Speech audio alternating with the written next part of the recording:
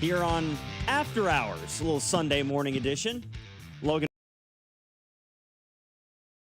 Jacob Mustard.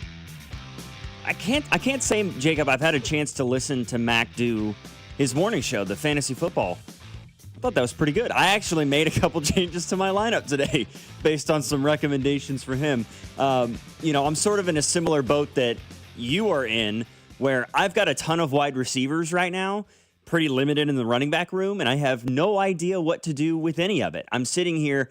I've got 5 wide receivers on my roster. My top 2, fairly obvious. Malik Neighbors, Justin Jefferson. I'm not making a move with those 2 guys. That's wide receiver 1, wide receiver 2. As long as J.J. McCarthy can finally figure out that he has Jay Jettis on his football team and will finally throw him the ball, we'll see what happens. Well, and you don't have to worry about that this week. It'll be Carson Wentz. Fair. So after that, I'm looking at my flex right now is Jacoby Myers, and then I'm sitting with DJ Moore and Michael Pittman on my bench.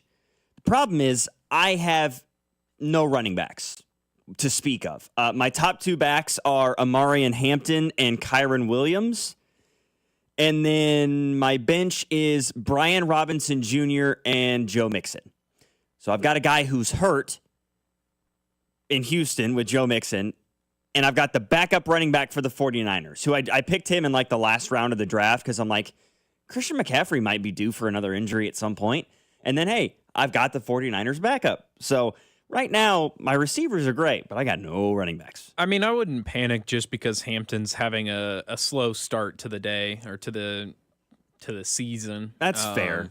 Because I really like that running back core of Kyron and Hampton. People panicked on Kyron just because of the touchdown that went to not him. Yeah. Which, he has been touchdown dependent in the past, but I still think that's solid plays. I'm sitting in a similar boat in my home league. It's like I have Jamar Chase, which is now kind of a scratch, Lad McConkey, Mecca Igbuka, Tet McMillan as my 4 wide receivers in a start 3. That's moving. Yeah. Teteroa McMillan has been unbelievable through the first 2 games. Yeah. He hasn't put up too many stats because we're also this is my issue. It's our first year doing a half PPR. So, I went for the guys who are more likely to get touchdowns and a lot of targets. So the PPR didn't really mess with me. But my starting running backs, I do have the workhorse in Josh Jacobs. But then my RB2 is now it's Ja'Cory Krosky-Merritt. Tried RJ Harvey to start the year, have Stevenson on the bench as well, and Zach Charbonnet as a handcuff. So it's a running back 2 it's a, we kick it down the road situation. Yeah, I would say so. I'm going to wait and see how the next week or 2 plays out, and then I may try to make a move, like trade one of those wide receivers that I have for a running back if I can swing it. Because right now I have 2 starting running backs, as in 2 players in the NFL who start at running back for their respective teams on my entire roster right now, which is not good for the next, 12 weeks of the regular season before you hit the playoffs in fantasy football. Not great. Somebody's asking who they should start at quarterback today in the text line, Jalen Hurts or Jordan Love. Personally, I would say Jordan Love. I know that the Browns have traditionally had a very, very good defense, but the Packers have looked phenomenal here through the first 2 weeks of the season, and they just gave up 41 to a very good Baltimore Ravens team, but that's 41. The Browns are already 0-2. I think Cleveland is just accustomed to seeing the writing on the wall here of this is another really bad year for the Browns. I would say Jordan Love. He's looked awesome. He's got weapons at his disposal.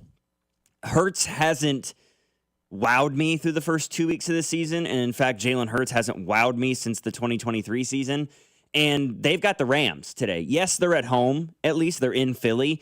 But the Rams have looked a lot better than I thought they would through the first 2 weeks of the season. Their offense is going to do a good enough job, I think, of keeping the Eagles off the field offensively. And the Rams have some really, really good young defensive players, Jared Verse and the guys along that front 4.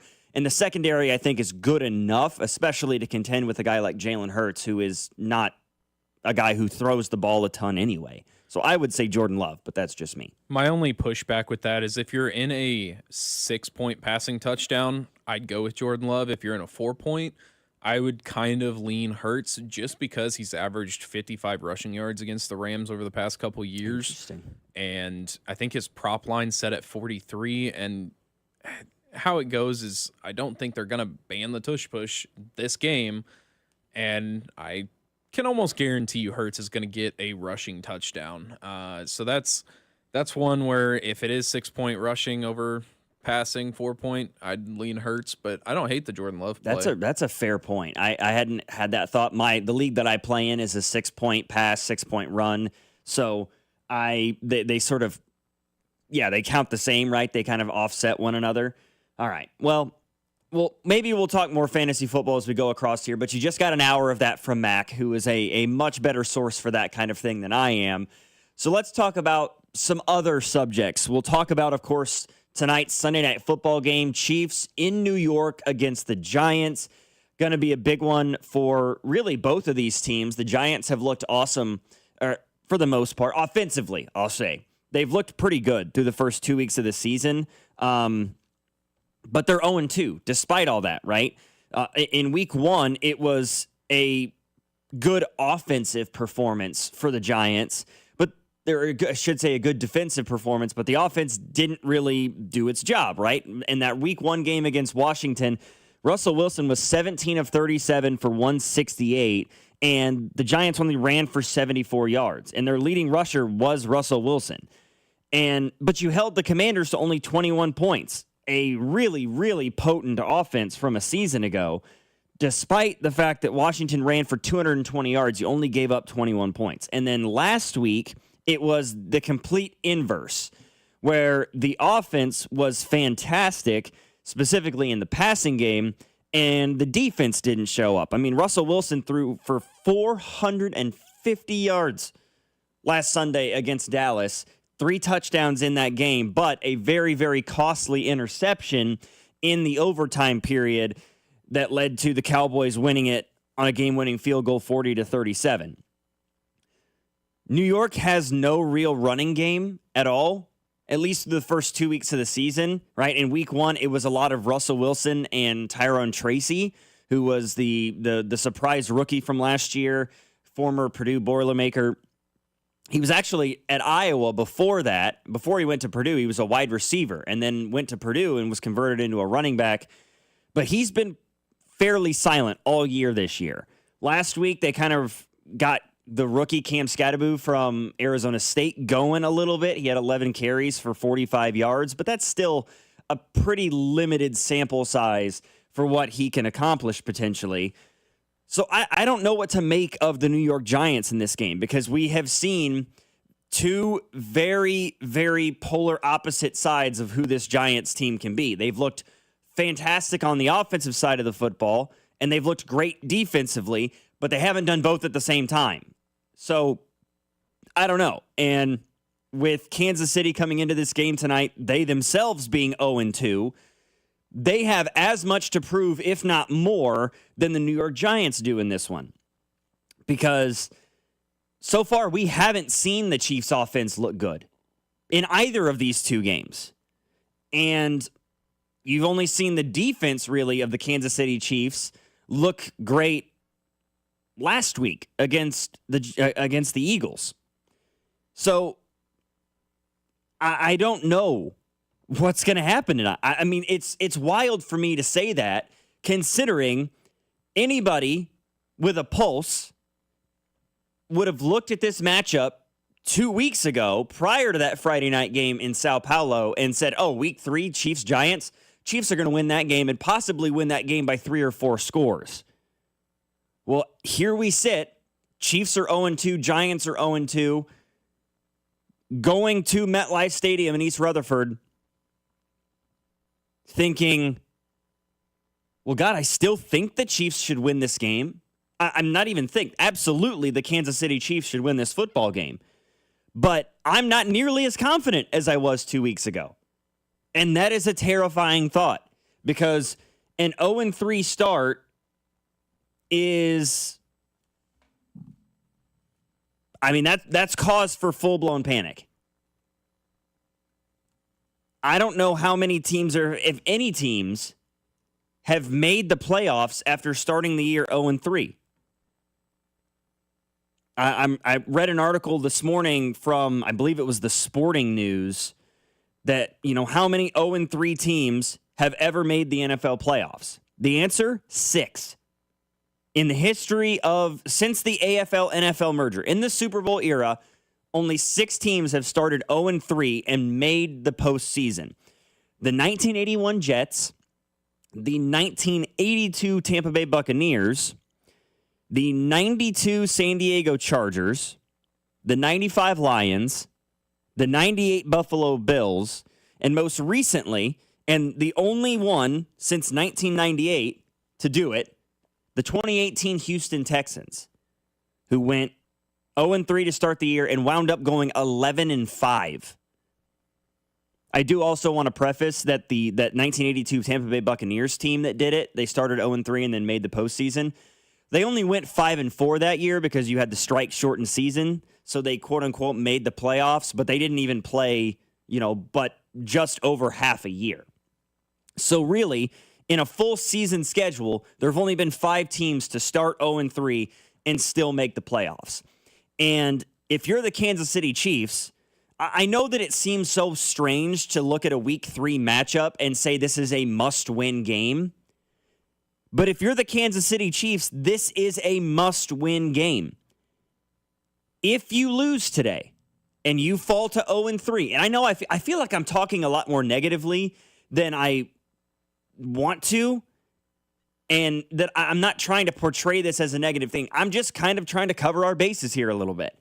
If the Chiefs lose today and go 0-3, you've got the Baltimore Ravens next Sunday for a late afternoon kickoff. Then you go on the road to play the Jacksonville Jaguars. And then you've got the Detroit Lions at home. Ugh. I mean, if you lose today and go 0-3, how can you confidently say this team can win the next 3 games and get back to 500 when you've got the Ravens and the Lions on that schedule in 2 of those next 3 weeks? This is, without question, a must-win game.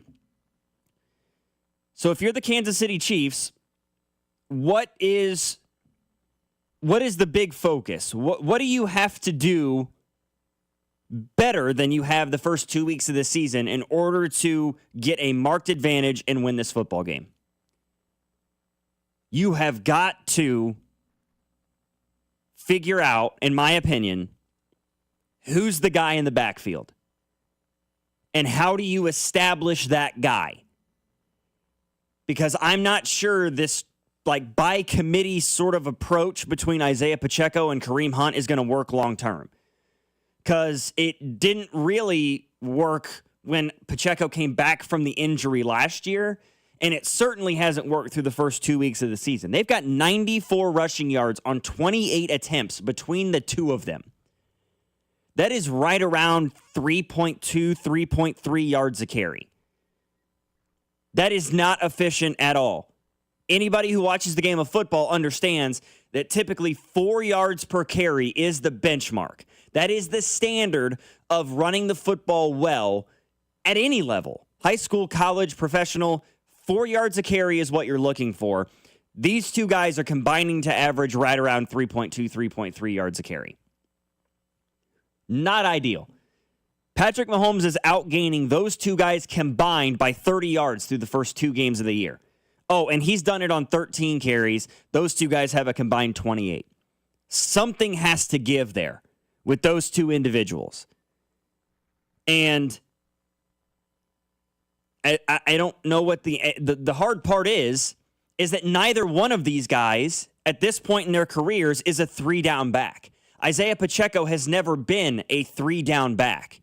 He's a guy you are confident running the football with on 1st and 2nd down, but if you end up in a 3rd and medium or a 3rd and long situation and you're in the shotgun and he has to be that swing pattern for the dump off after Mahomes has gone through his progression, I'm not confident that Isaiah Pacheco can, number one, catch the football with a great deal of certainty, and then number two, be able to make somebody miss in space and get a first down.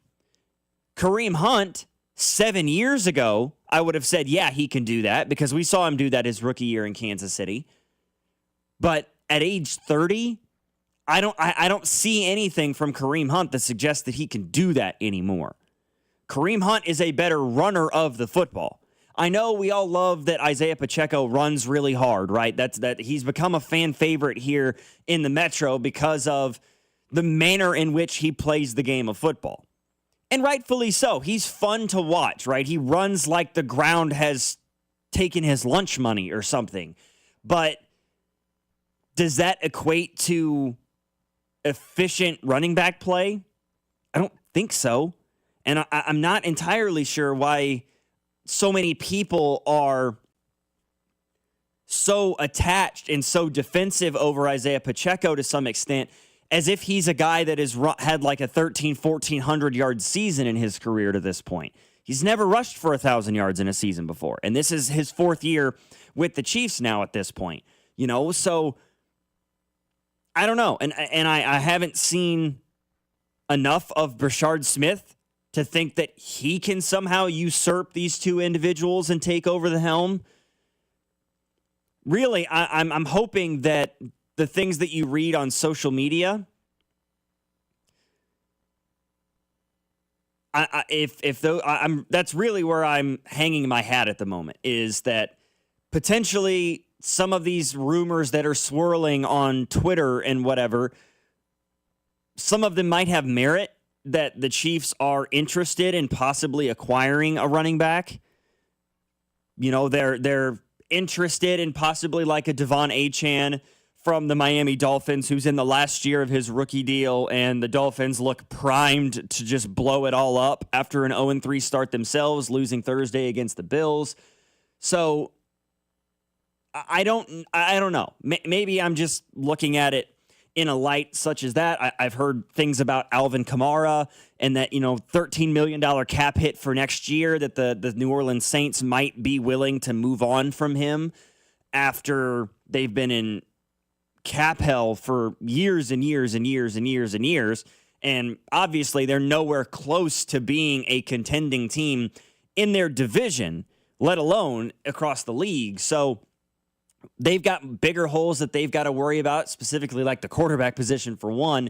So they might be willing to get rid of a piece like an Alvin Kamara. The Houston Texans, seemingly, when Joe Mixon comes back, will have 3 running backs, 3 very competent running backs at their disposal, that the Chiefs could potentially try to acquire one of those guys. I don't know.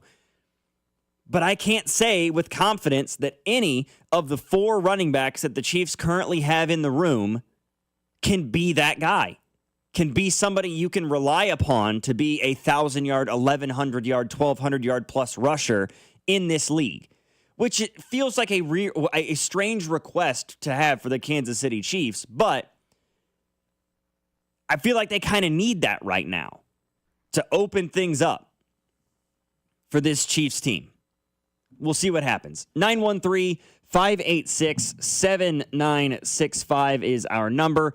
We've got some messages in the text line that we may take a look at a little bit later on. We'll continue this Chiefs-Giants conversation here on the other side of the break. After Hours, Logan Weber, Jacob Mustard, 96.5, The Fan. You're listening to After Hours, brought to you by Twin Peaks. Eats, drinks, scenic views on your home for Kansas City sports. 96.5, The Fan. NFL Sunday's coming. You've got your crew, your couch, your snacks, your slate, and FanDuel's coming in with something extra. This isn't just another NFL Sunday. It's your chance to place that perfect parlay or hit your go-to player prop. And now we're making it even better because this week, FanDuel's bringing the bonus. That's right. Right now, all customers can get a 50% profit boost on any NFL bet. However you play your game, FanDuel's got your back with something extra in your account because that's what Sundays should feel like. Visit FanDuel.com/Alex to download the app and get in on the action before kickoff.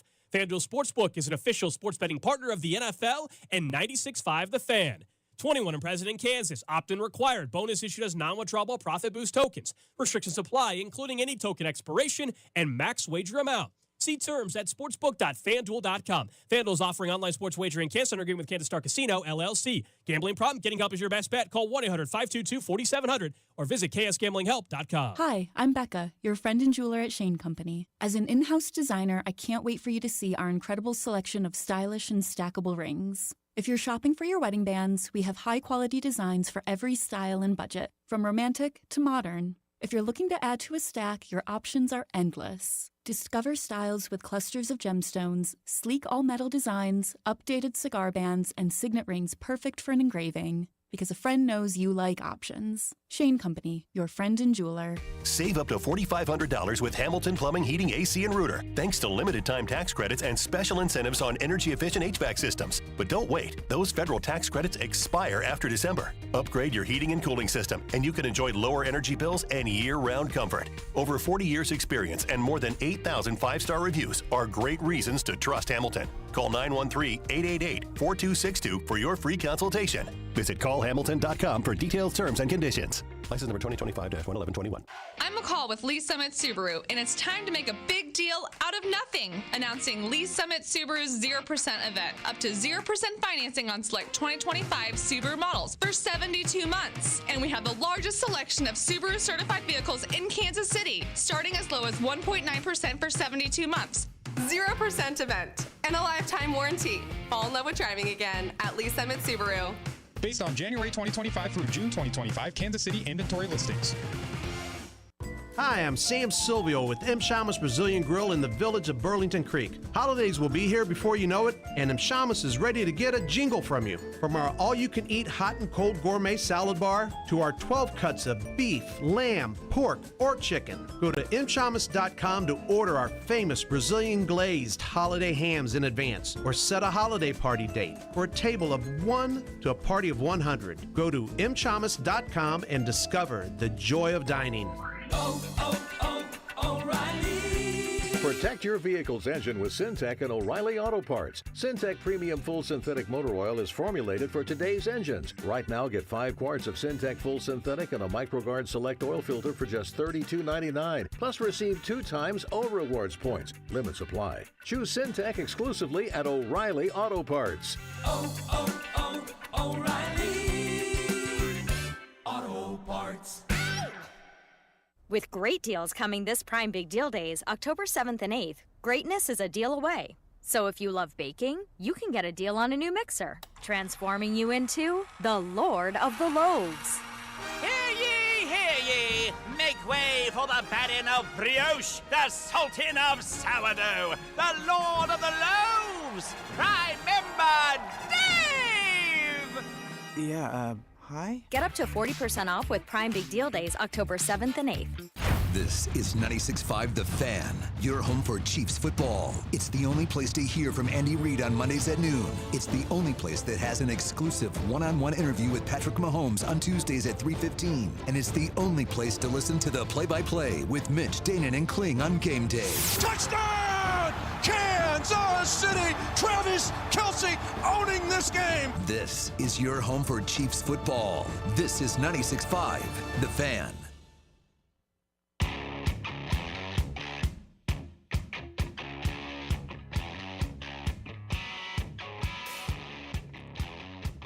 What needs to go right for the Kansas City Chiefs and what potentially needs to go wrong for the New York Giants in order to win this football game? After hours, 96.5 The Fan. Logan Weber here with you alongside my producer, Jacob Mustard. Our text line number, 913-586-7965. I mentioned at the outset of the show here that I think the running game needs to get going. And I think in order to do that, the Chiefs really have to pigeonhole themselves on who the feature back is going to be. Because right now, I feel like they're trying to play this sort of cat and mouse game with Kareem Hunt and Isaiah Pacheco. And that would be great if these were two very, very different running backs. But they're not, right? What made the Chiefs so, multifaceted with their running game in years past was that you had guys like Isaiah Pacheco paired with people like Jerick McKinnon or Samaje Perine, more receiving scat back type of guys with runners of the football. That's not the case here with Kareem Hunt and Isaiah Pacheco. They're both downhill north-south runners. And Kareem Hunt is the bigger-bodied, more of a between-the-tackles kind of guy, while Pacheco, he has the body type and the running ability of a guy who can be outside the tackles, but he doesn't have a ton of lateral quickness. And really, I think that Isaiah Pacheco has trouble with his ball carrier vision, his ability to see the field, see the blocks develop or not develop, and hit a hole, right? I don't see a lot of backside cuts in a zone blocking scheme from Isaiah Pacheco. He seems very, very focused on, okay, this is what the concept, this is what the play call wants me to do, right? My responsibility on this play is to take the handoff and hit the A gap or hit the B gap. And that's just what he does. And I mean, there were clips last week of him like running into the back of his own offensive lineman on more than one occasion last week when there were holes developing to his right along the, he was trying to get in the A gap. There was an opening on the C gap and he just missed it. Or a backside cut to the B gap, and he missed it because he seems so narrow-minded on this is what the play call tells me I need to do, so this is what I'm doing. And that's fine in theory, and it works in college when offensive linemen can really sort of manhandle, but these are all grown men. So sometimes you have to get creative with your running ability. And I feel like Isaiah Pacheco doesn't quite have that. And I find that problematic. Kareem Hunt does have some of that, but I just don't think he's physically gifted enough anymore at age 30 with all the wear and tear on his body to accomplish those feats anymore. Neither one of these guys are home run hitters by any means. So I don't know. I personally would say you go with Kareem Hunt as the feature back. If you're going to give somebody 15 carries a game, I believe it needs to be Kareem Hunt and not Isaiah Pacheco. But this team, this coaching staff really seems to like Isaiah Pacheco a lot, and I can't blame them because he's a great guy and he plays the game of football so hard, a former 7th-round pick. I get all of that, and I'm not trying to speak negatively upon Isaiah Pacheco, but at the end of the day, it's a business. At the end of the day, you're in the business of winning football games, and I believe Kareem Hunt gives you a better opportunity to do that than Isaiah Pacheco does, at least as of right now. Certainly not something I thought I'd say a year ago. But since Pacheco came back from the injury, he hasn't looked like the same guy. And the guy he was before was an average or maybe even slightly above average back in this league. I still continue to hold out hope that we will see this Kansas City Chiefs team acquire a running back, because I think that is your best course of action right now. Who knows? The other piece that I see for this Kansas City Chiefs team, one big way that I think they can flip the script and get off this 0-2 slide to begin the year, some turnovers. Some defensive turnovers in this game today will flip the script and really put the Kansas City Chiefs at a marked advantage in this football game. If there's one complaint that people can have about Steve Spagnuolo's defenses since he came to Kansas City, and there aren't very many things you can complain about. They've been a top 10, sometimes even a top 5 defense for several seasons now with Spags at the helm. They traditionally do a very, very good job of stopping the run. They're very difficult in pass coverage. They get to the quarterback more often than not with good regularity, although that hasn't been the case here at the first 2 weeks of the season. The biggest complaint you could probably have about Spags' defenses here with the Chiefs is that they don't force a lot of turnovers, especially interceptions over the past couple of seasons. Russell Wilson's got 2 guys in Wan'Dale Robinson and Malik Neighbors that he will chuck it to. We saw it last week. he's not afraid to throw the football, and he's not afraid to throw it deep down the field. You force a couple of Russell Wilson interceptions, you get him outside the pocket, you make him uncomfortable, you maybe get a couple of sacks because this Giants offensive line is not a top 5 unit like the Philadelphia Eagles offensive line is. I think if the Chiefs can generate 2, maybe even 3 turnovers today, they could win this game by multiple scores. What happens with the wide receiver room? Good Lord, I have no idea, right? Xavier Worthy's already been declared out with that shoulder and labrum injury. Right now, Jalen Royals is listed as questionable. It appears it may be a little bit closer to a game-time decision tonight for the Kansas City Chiefs. If you can get Royals back, maybe it opens things up a little bit more in the passing game. But I don't really... I'm not putting a ton of responsibility on the passing game for why there's an 0-2 start here in Kansas City. Because the passing offense, I feel like, has been good enough to win these first 2 games of the year. Unfortunately, you haven't been able to run the football, and you haven't generated extra possessions for your offense via turnovers yet. You do those 2 things, I think the Chiefs can move to 1-2 today and try to get the ball rolling before you get the Ravens next week. 913-586-7965 is our number. Continue to send these messages in via the text line. We'll take a look at those here in just a few. You're listening to After Hours. Logan Weber, Jacob Mustard. This is 96.5 The Fan, your home for Kansas City sports. You're listening to After Hours, brought to you by Twin Peaks. Eats, drinks, scenic views on your home for Kansas City sports. 96.5 The Fan.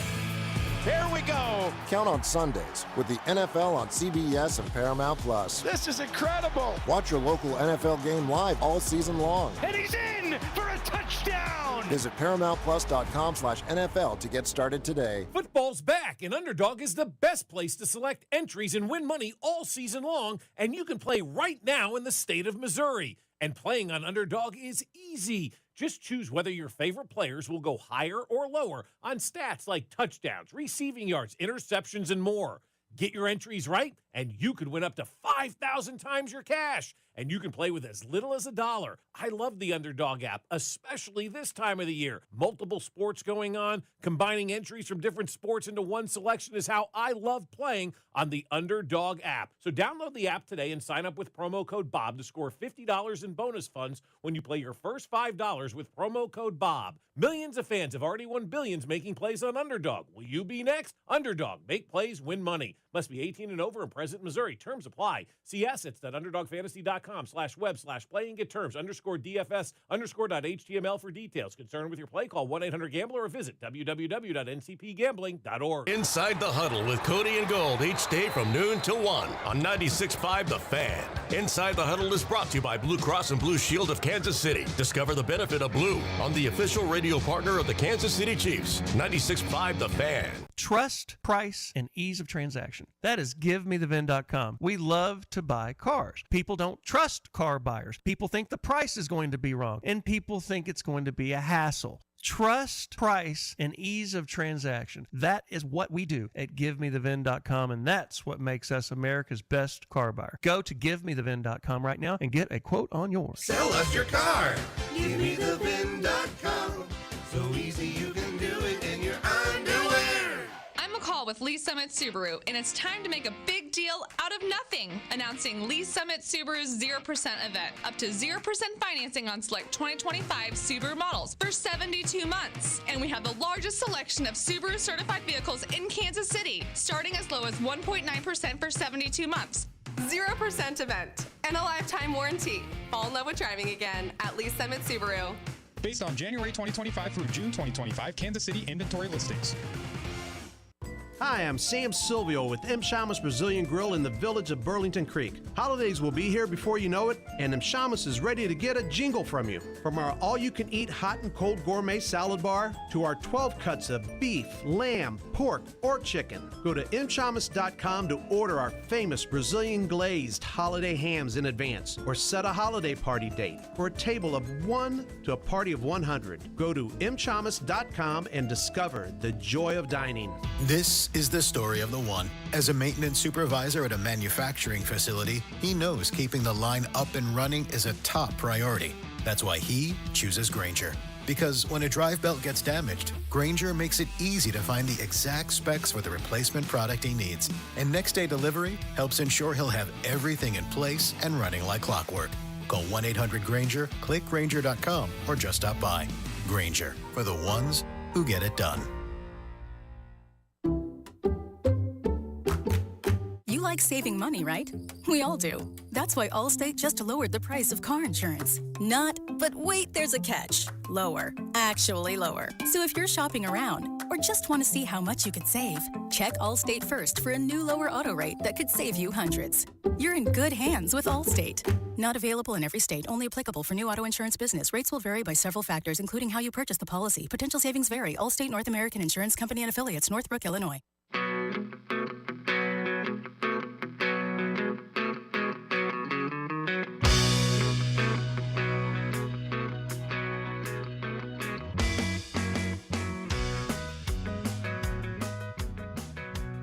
We'll continue to talk Kansas City Chiefs here over the course of the next couple of hours here on After Hours. 96.5 The Fan with you till noon. Logan Weber alongside Jacob Mustard.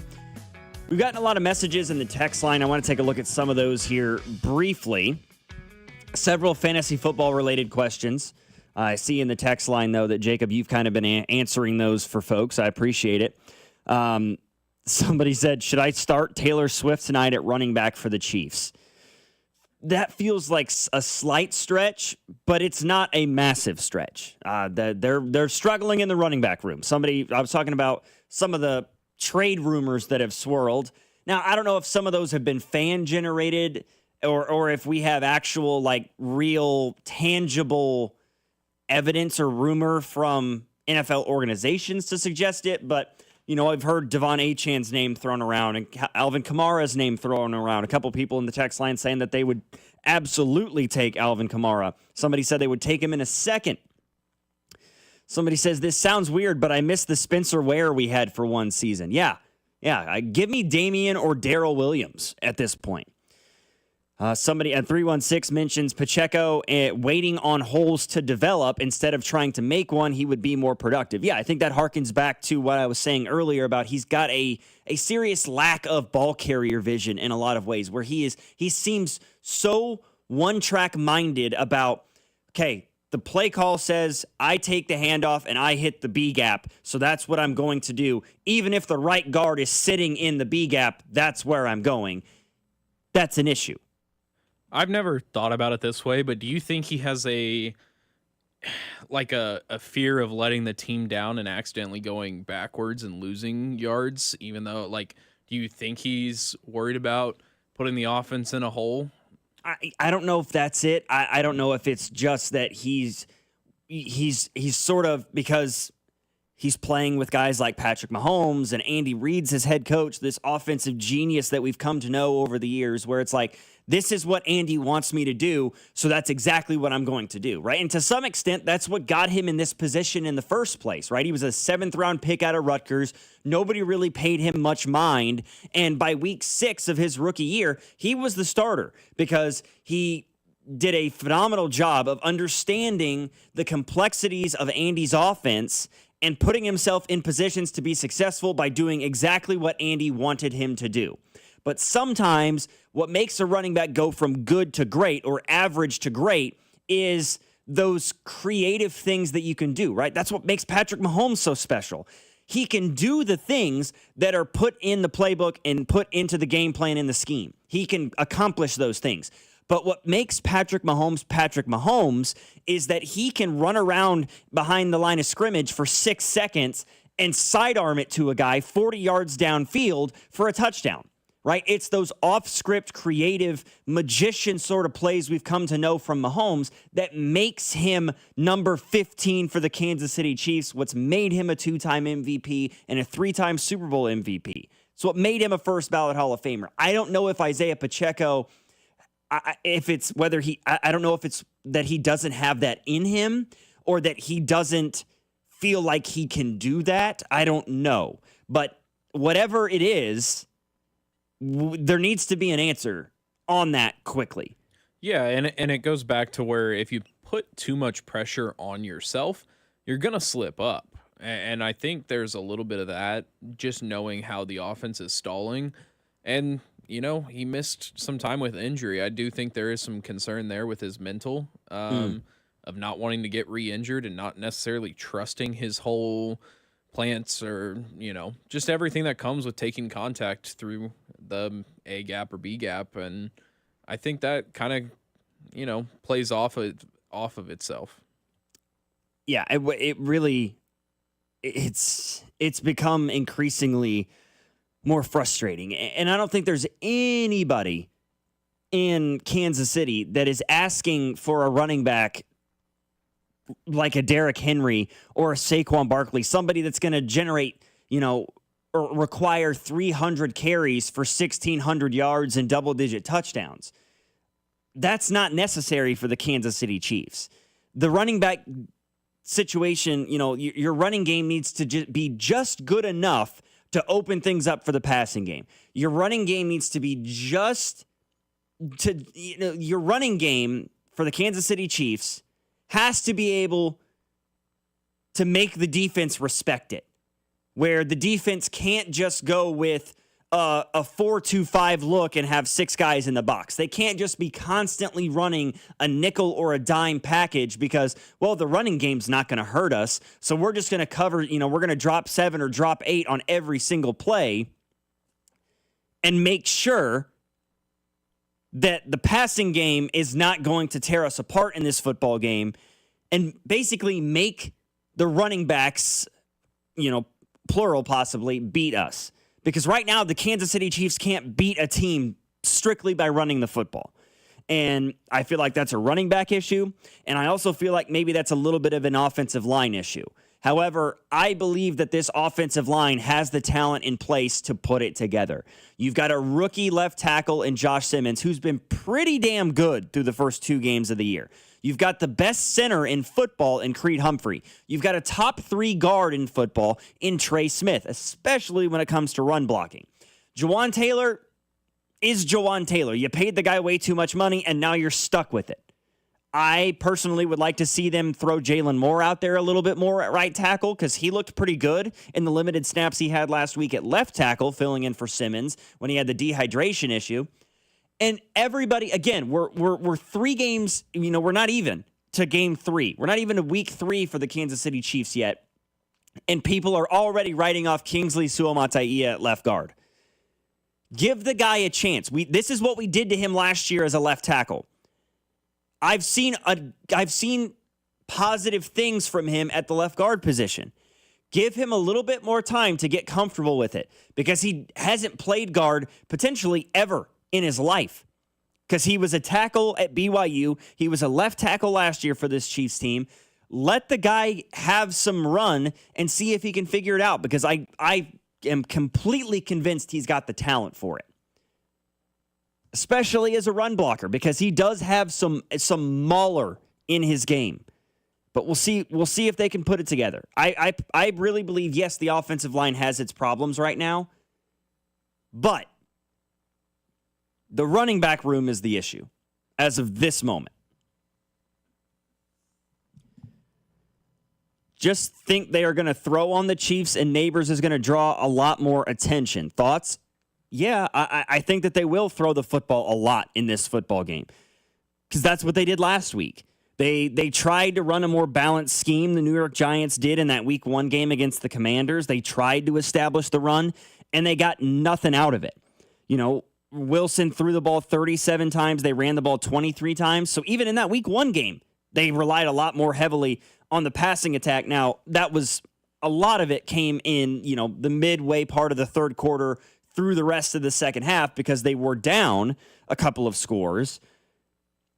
So, yes, I believe that this New York Giants football team is going to try more or less a chuck and duck style of attack where Russell Wilson's thrown the ball 78 times through the first 2 games of the year here, and they've only run the ball 44 times. And while Cam Skattebo looked better last week than any of the Giants runners did in week 1, this is a top 5 rush defense in the NFL and has been for several seasons to this point. The Los Angeles Chargers showed everybody in week 1 that the Chiefs do have an issue generating pass rush. That continued in week 2 against the Eagles, but the Chiefs secondary did a really, really good job of covering Philly's receivers. I don't know if the Philadelphia Eagles have a receiver as talented as A.J. Brown and Devonta Smith are. I think Malik Neighbors might be more talented. They're going to chuck and duck this thing. For sure, in my opinion. After hours here on 96.5 The Fan, we've got a lot more coming up. We'll talk a little bit of Kansas City Royals here. Final week of the regular season begins. And while the Royals will not make the playoffs, I'm going to go ahead and say that flat out. They will not make the playoffs. There were some interesting things that happened over the weekend, including a couple of franchise records that were set that I want to discuss coming up. You're listening to After Hours, 96.5 The Fan. Logan Weber alongside Jacob Mustard, your home for Kansas City sports. You're listening to After Hours, brought to you by Twin Peaks. Eats, drinks, scenic views on your home for Kansas City sports. 96.5 The Fan. This is Creed Humphrey. Kansas City has the best fans in the world and the best bull riding team in the PBR. The Outlaws are looking to win it all this year, but they can't do it without you. I'm the chief of Outlaw Attitude, and I need you to pack the house. So buckle up and make some noise. The Outlaws are coming, and we know KC will be there with us. Come see Kansas City's next dynasty and join me at PBR Team Outlaw Days, October 3rd through 5th. Don't you just love an NFL Sunday? You got your boys, your couch, your snacks, your favorite games, and FanDuel is sprinkling in something a little bit extra. This isn't just a normal NFL Sunday. It's your chance to place that perfect parlay or hit your favorite go-to player prop, and they're making it even better at FanDuel because they're bringing the bonuses. That's right. All customers can get a 50% profit boost on any NFL bet. So however you play your game, FanDuel's got your back when it comes to putting a little extra into your account because that's what Sundays should feel like. Visit FanDuel.com. Use my promo code KFNZ to download the app and get in on the action right before kickoff. And remember, FanDuel is an official sports betting partner of 96.5 The Fan and also the NFL. 21 and present in Kansas. Opt-in required. Bonus issue is non-withdrawable profit boost. Tokens restrictions apply, including any token expiration and max wager amount. See terms at sportsbook.fanduel.com. FanDuel is offering online sports wagering in Kansas under agreement with Kansas Casino LLC. Gambling problem? Get out with your best bet. Call 1-800-522-4700. Visit KSGamblingHelp.com. I'm McCall with Lee Summit Subaru, and it's time to make a big deal out of nothing. Announcing Lee Summit Subaru's 0% event. Up to 0% financing on select 2025 Subaru models for 72 months. And we have the largest selection of Subaru certified vehicles in Kansas City, starting as low as 1.9% for 72 months. 0% event and a lifetime warranty. Fall in love with driving again at Lee Summit Subaru. Based on January 2025 through June 2025 Kansas City inventory listings. Hi, I'm Sam Silvio with M. Shamus Brazilian Grill in the village of Burlington Creek. Holidays will be here before you know it, and M. Shamus is ready to get a jingle from you. From our all-you-can-eat hot and cold gourmet salad bar to our 12 cuts of beef, lamb, pork, or chicken. Go to mshamus.com to order our famous Brazilian glazed holiday hams in advance or set a holiday party date for a table of 1 to a party of 100. Go to mshamus.com and discover the joy of dining. Fall is the season for reinvention, and it's easy to do at Macy's Fall Favorite Sale. Come in and find your new favorite styles, like romantic ruffled dresses, chic trenches, cashmere sweaters, and textural fall layers, which are perfect for mixing and matching, all for 20 to 50% off. So if you're looking for your new favorite things, look no further than the Fall Favorite Sale. Today, only at Macy's. Savings off already reduced prices. Exclusions apply. I'm Bob Burke, founder and chairman of Burke America Parts Group, a family of brands that includes RepairClinic.com, an appliance and HVAC parts solution company that's grown into an international brand. Before AmericanEagle.com, we partially launched a new technology platform developed by another firm. American Eagle helped take our technology to a whole new level with digital marketing, software development, and business insights into our key markets, appliances, HVAC, and outdoor power equipment, and did so both on time and on budget. AmericanEagle.com has the resources, experience, and talent needed to produce solutions. Our new technology platform, developed by AmericanEagle.com, has produced tremendous results with higher traffic, conversion, engagement, and online revenue. If you have any home repairs you need to take care of, check us out at RepairClinic.com. If you need a world-class website or technology project, then I would highly recommend AmericanEagle.com. Call AmericanEagle.com at 773-NETWORK. That's AmericanEagle.com, 773-NETWORK. You're listening to 96.5 The Fan from the Mission Plumbing, Heating, and Cooling Studios.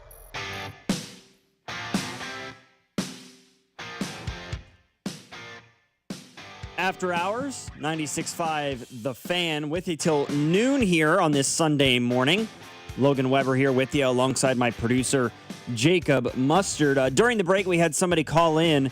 I said earlier that the Royals will not make the playoffs, and I was asked to elaborate further. And I will. I'll go ahead and just give you the most obvious reason, and that is that the MLB playoff predictor currently gives the Kansas City Royals, I should say, a less than 0.1% chance of making the postseason. That goes doubly when you look at the wild card standings in the American League. You've got the New York Yankees at the top right now, 87 and 68. The Kansas City Royals are 78 and 77. So they could win the final 7 games of the regular season, and still, it's impossible for them to catch the New York Yankees.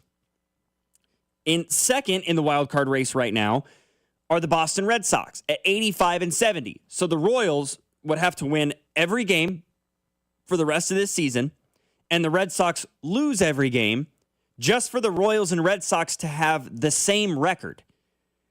And then you look at the Cleveland Guardians at 84 and 71 and the Houston Astros at 84 and 71. They are in lockstep for that third and final wild card spot in the American League. So for the Kansas City Royals to make the postseason, you would need the Cleveland Guardians and Houston Astros to lose every single game that they have remaining on their schedule. And the Royals would have to win every single game remaining on their schedule. And that is pure and simple an impossibility at this point. I mean, just look at who the Royals have starting, tonight. Yes, you won the first 2 games of this series against Toronto, and you looked great on Friday, especially. Royals score a franchise record 20 runs, a franchise record 27 hits to take down Toronto 20-1. They looked fantastic. Michael Lorenzen had one of his best starts ever since he arrived in Kansas City. 7 2/3. He only gave up 1 earned run. And the Royals hit everything in front of them. Now, they did throw out, I think they threw out 2 different position players in this game, the Blue Jays did. And the bulk of half of the Royals' runs came off of the right arm of Tyler Henneman, who is a catcher. They put 10 runs on the Blue Jays in an inning and a third off of him. I just don't see the Royals being able to win tonight to sweep Toronto, win 3 games on the road against Los Angeles, and then win 3 more games on the road against the A's to win your last 9 games of the regular season, plus have the Astros and the Guardians lose out. Folks, it's not going to happen. I'm sorry. It's not going to happen. really, I don't think it's going to happen because of the way that the Cleveland Guardians are playing baseball right now. They've won 10 in a row. The Guardians are the hottest team in baseball right now. And the Astros are still kind of in a dogfight right now with the Seattle Mariners. They still have a chance to win the AL West, win their division.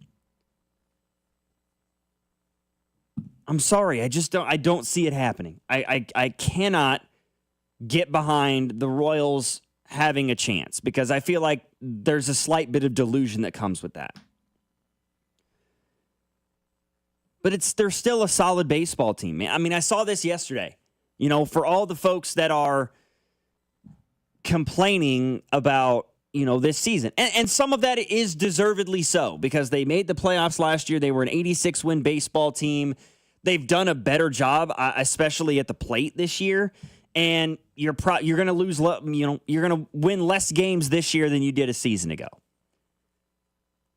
But they got their 78th W of the year like yesterday. That is the 8th time in the last 32 years of Royals baseball that a team has won 78 or more games in a season. 8th time in 32 years. So yes, has this season been a little bit of a disappointment? I would agree it has been. But it is still somehow the 8th best season the Royals have had in 3 decades plus. So just to put it in perspective a little bit, you can be disappointed, right? And you can call for changes, especially, you know, one in particular that I think a lot of people have really gravitated towards, mine included, me included. But let's not pretend like it can't be a hell of a lot worse, because it has been. And we have unfortunately had to watch a lot of really, really bad baseball over the years. While this is not great baseball, it's not bad baseball either. 913-586-7965 is our number. Here on After Hours, we're with you for another hour coming up till noon. Logan Weber alongside Jacob Mustard here on 96.5, The Fan.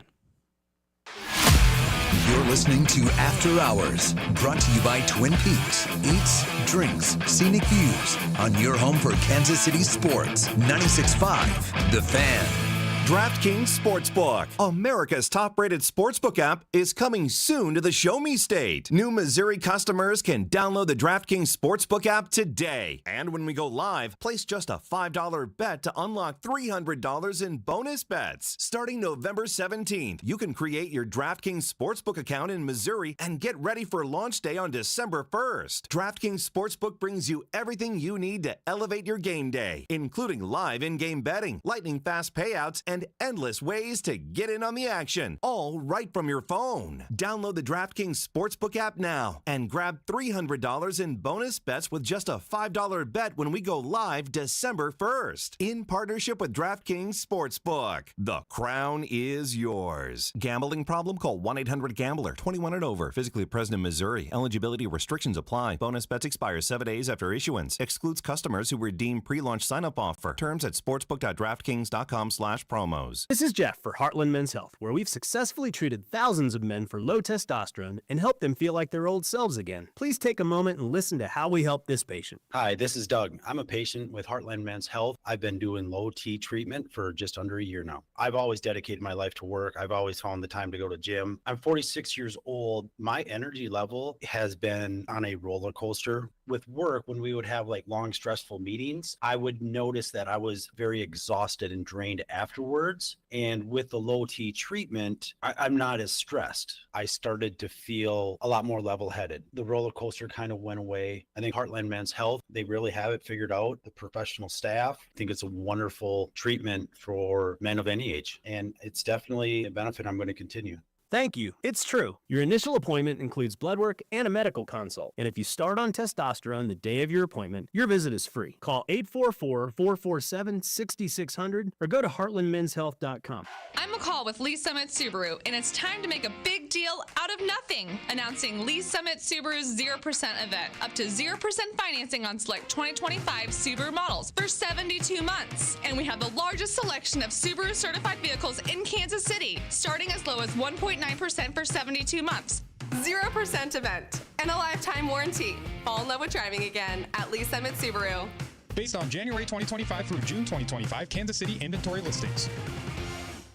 Hi, I'm Sam Silvio with M. Shamus Brazilian Grill in the village of Burlington Creek. Holidays will be here before you know it, and M. Shamus is ready to get a jingle from you. From our all-you-can-eat hot and cold gourmet salad bar to our 12 cuts of beef, lamb, pork, or chicken. Go to mshamus.com to order our famous Brazilian glazed holiday hams in advance, or set a holiday party date for a table of 1 to a party of 100. Go to mshamus.com and discover the joy of dining. Hi, I'm Lacey, your friend and jeweler at Shane Company. And yes, I'm actually a jeweler. I bring dream engagement rings to life every day in our jeweler's workshop. When I hand set your diamond into your ring, I think about creating a piece you'll wear for a lifetime. I pay attention to the smallest details and treat every ring with the same care and craftsmanship, no matter the size or price. Come check us out at your nearby store. Our engagement rings are made with love from our hands to yours, because a friend knows your love deserves the highest quality. Shane Company, your friend and jeweler. 98 years. That's how long Overhead Door Company of Kansas City has been repairing and replacing garage doors. Locally owned and operated since 1927, headquartered in Olathe. Always look for the iconic red ribbon of the genuine, the original Overhead Door Company of Kansas City. For same-day repair service 24/7, call Overhead Door Company of Kansas City, 816-221-0072. Or schedule online at ohdkc.com. Chiefs, Giants, Sunday night with kickoff at 7:20, right here on 96.5 The Fan, KFNC FM and AM HD1 and HD2 Kansas City, in Odyssey Sports Station.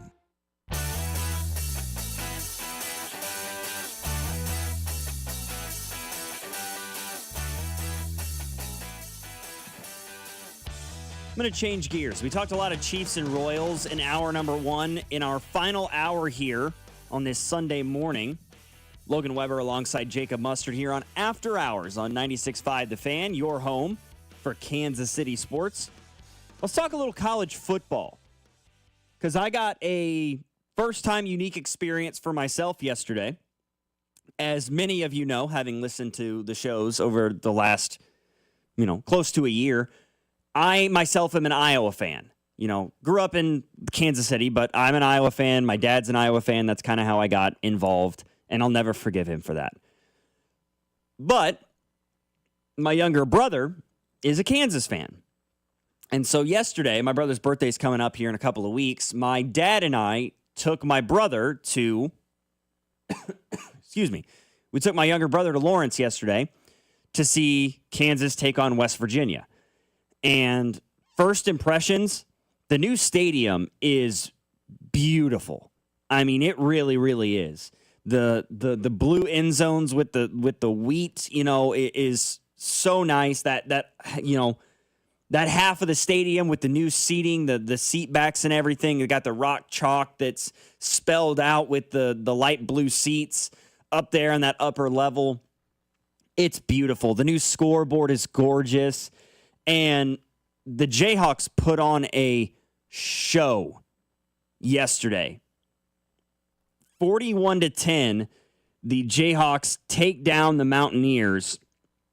And it was really an outstanding performance. They put up 41 points. So you look at that in a box score and you think, man, that Jayhawk offense is for real.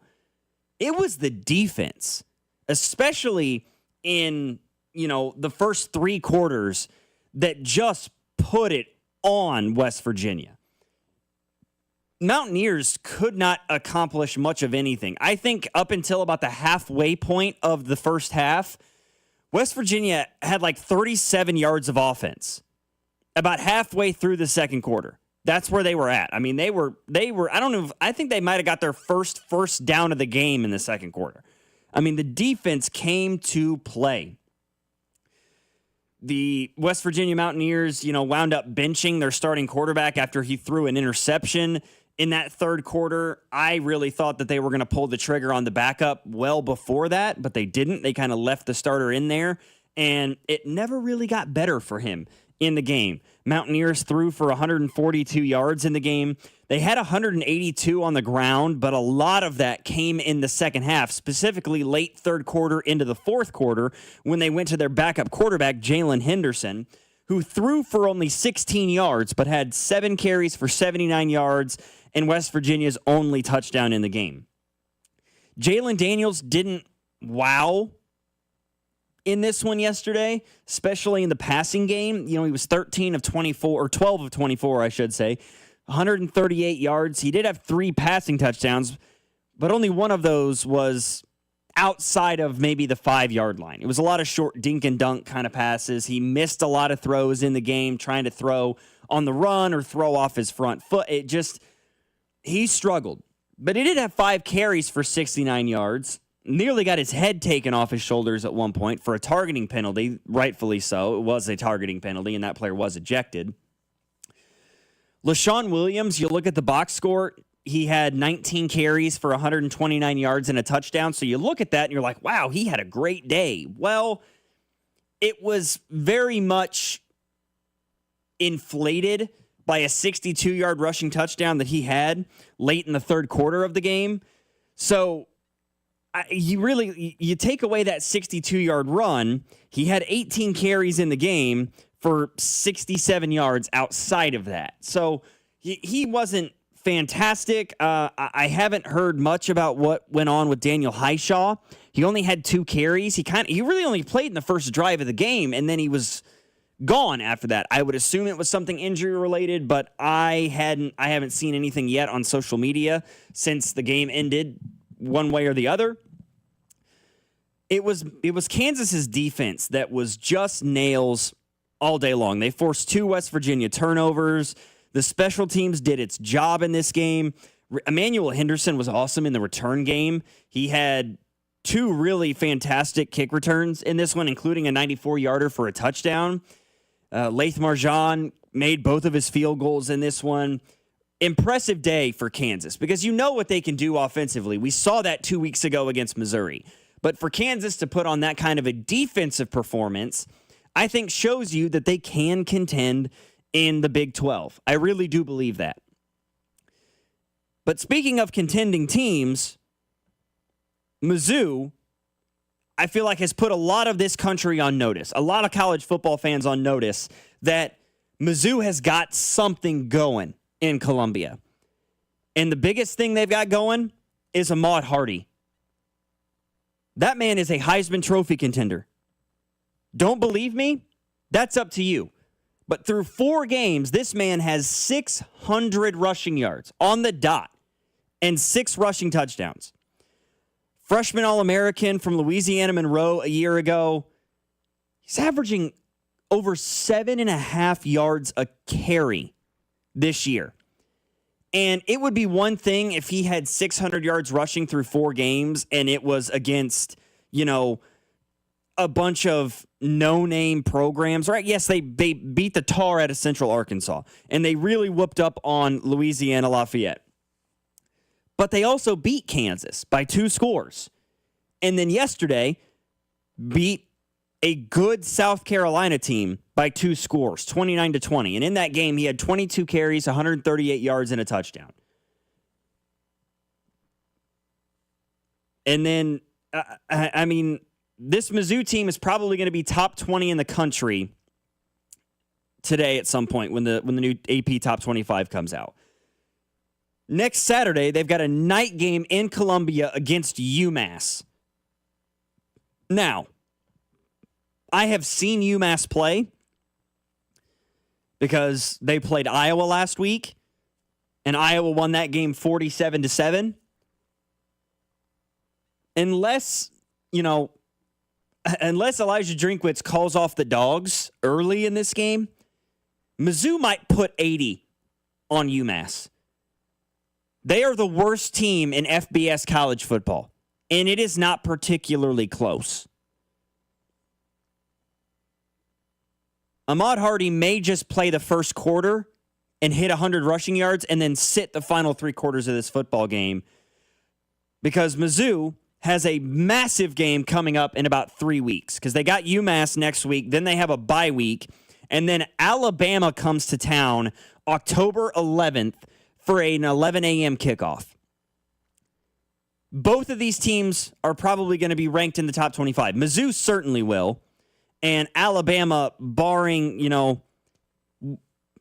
what happens over the next couple of weeks, right? Because they've got Georgia next Saturday on the road, night game in Athens. And then Vanderbilt comes to town. And then you are on the road against Missouri and then at home against Tennessee. That is a gauntlet of a 4-game stretch for Alabama. But the Tigers are going to be undefeated 5-0 in Columbia against the Alabama Crimson Tide. And they are going to be able to make a statement with a victory in that game. Kansas State got a win this week in that they had a bye week.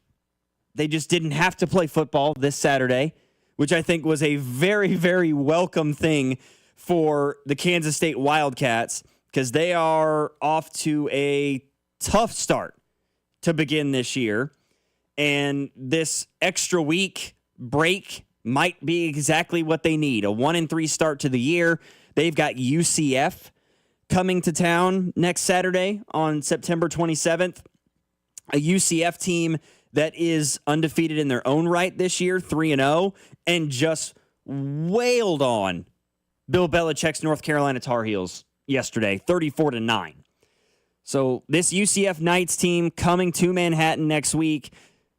K-State, with the difficult start, an extra week to prepare, is kind of all they needed. Could be, I should say, all they needed. And then how about a brief shout out for a team that I spent a lot of time covering, the Missouri State Bears. You know, their 4th game as an FBS program, doing exactly what they're supposed to do when an FCS team comes to town. Bears beat UT Martin yesterday 42-10, and honestly, it wasn't that close. It was 42-0 at the end of 3 quarters. It was over from the word go. They were up 21-0 at the end of the first. It was a blowout from beginning to end for Missouri State. They're now 2-2 on the year as they head on into their conference slate in Conference USA starting next week. Looking across the country at some of the other top 25 games, Notre Dame finally got their first win of the year, beating up on Purdue yesterday, 56-30. And they kind of called off the dogs. I mean, it was 56-23 about midway through the third quarter. And Notre Dame kind of just lulled themselves to sleep offensively and held Purdue relatively in check. Purdue's got something offensively. They always seem to, especially in the passing game. They chuck it all over the place, and they can score points. But as is typically the case with Purdue, they can't stop anybody on the defensive side of the football. Irish put 56 on them, but they should still drop out of the top 25. I don't care that it's Notre Dame. You're 1-2. I don't care who you've lost to. You have a losing record. You should not be in the top 25 this late in the, at this point in the season, heading into week 5 next week. I'm sorry. You have a losing record. You should not be in the top 25. USC, in a game that ended at like 1 o'clock in the morning Central Time, beat Michigan State yesterday 45-31. Oregon beat up on Oregon State. Florida State killed Kent State. Hey, Arch Manning looked great yesterday against Sam Houston. I'm out at this point. I can't get behind the Arch Manning thing. I can't do it. He looked bad against Ohio State, then looked great against San Jose State, then looked bad against UTEP. This is the worst game he's had all year, was against UTEP. He went 11 for 25 for 114 yards, a touchdown, and a pick. Yeah, he had 2 rushing touchdowns, but he's a quarterback, and his QBR in that game against UTEP, a 26.4. And then yesterday against Sam Houston, he's 18 for 21, 309, 3 touchdowns, no picks. It's Sam Houston State, ladies and gentlemen. It wasn't Ohio State. The Sam Houston State team who is 0-4 and has not had a game where they lost by less than 3 scores. They lost by 17 to Western Kentucky. UNLV beat them by 3 scores. Hawaii beat them 37-20. And Texas beat them yesterday 55-0. If UMass isn't the worst team in FBS college football, Sam Houston State might be. So I'm not going to be like, oh, Arch Manning's back. He's going to get the ball rolling now. I'm not buying it. Sorry. Oklahoma with a big win yesterday against 22nd ranked Auburn, 24-17. A battle between a former Oklahoma starting quarterback and the new Alabama starting quarterback, right? John Mateer from Washington State transfers to Norman. Meanwhile, Jackson Arnold, who was at Oklahoma last year, he's now at Auburn. And it is the Sooners who come out on top. Mateer went 24 for 36 for 271 and a touchdown. He's kind of a sneaky Heisman Trophy candidate right now that I don't feel like enough people are talking about. Meanwhile, Tennessee with a big one over UAB, as it should have been, 56-24. Texas Tech has now put the rest of the Big 12 on notice that they are the team to beat in the conference. Just dominating Utah yesterday, 34-10, and a lot of that came with a big fourth quarter performance by the Red Raiders, outscoring the Utes 24-7 in the final 15 minutes.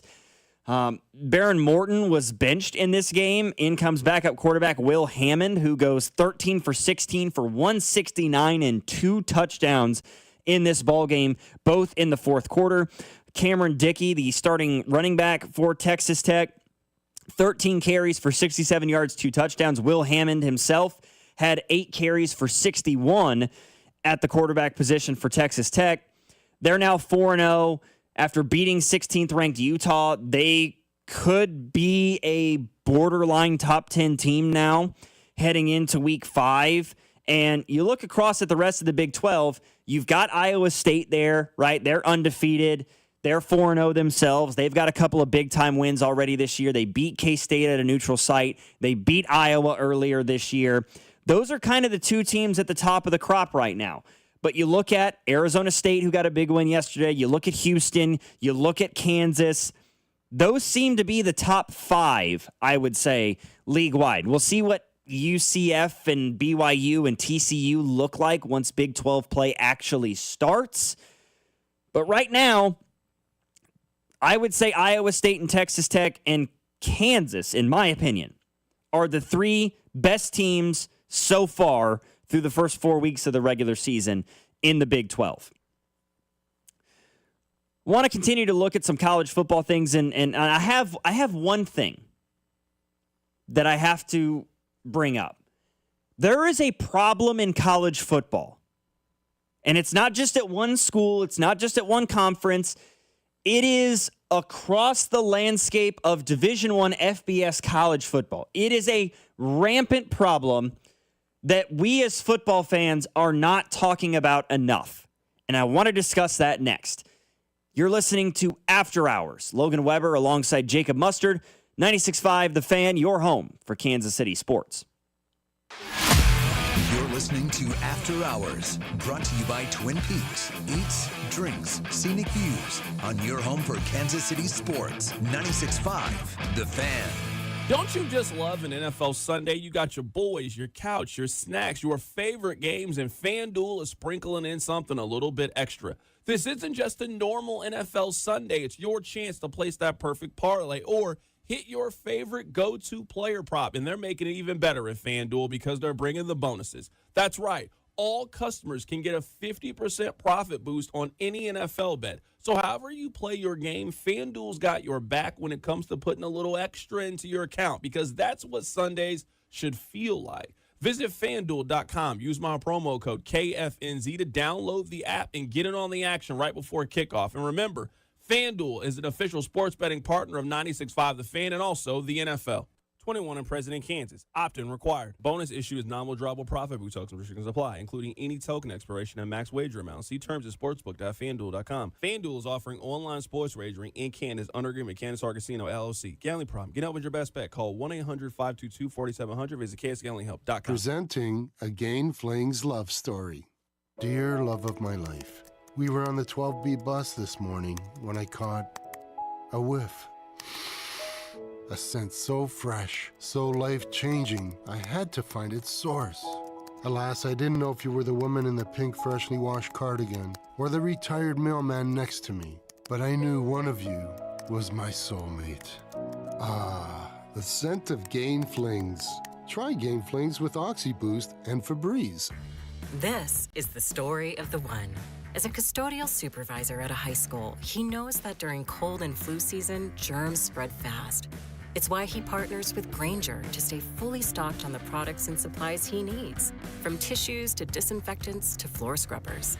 All so that he can help students, staff, and teachers stay healthy and focused. Call 1-800-GRAINGER, click Grainger.com, or just stop by. Grainger, for the ones who get it done. There's nothing like when you get that part from eBay and it just fits. Yeah, the first time. So you can do less of this and get right back to more of this. At eBay, you'll find all the parts you need, guaranteed to fit, at prices you'll love. Sounds good, doesn't it? eBay, things people love. Eligible items only. Exclusions apply.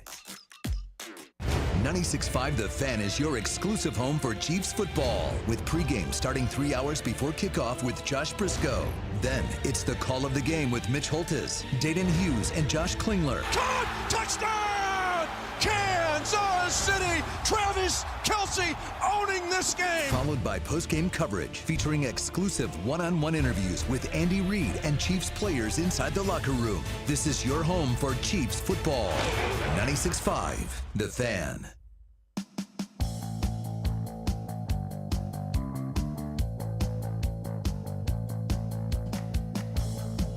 Talking some college football here on After Hours. Logan Weber alongside Jacob Mustard. Started the conversation talking about I was at David Booth Memorial Stadium yesterday, watching Kansas beat down on West Virginia 41-10. My younger brother's a KU fan. My dad and I took him for his birthday. And there's a problem in college football that I feel like not enough people are talking about. When did these college football games get so damn long? And how have we all just like collectively as college football fans ignored it for so long?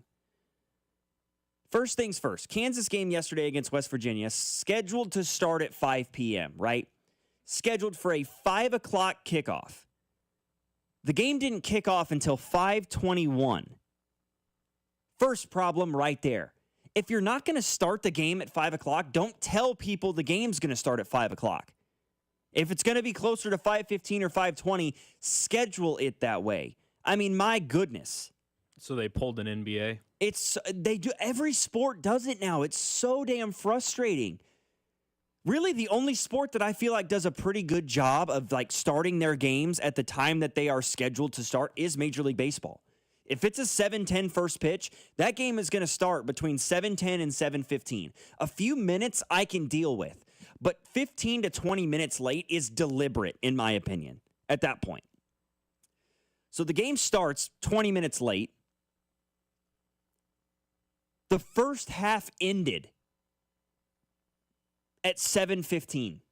The second half didn't start until after 7:30.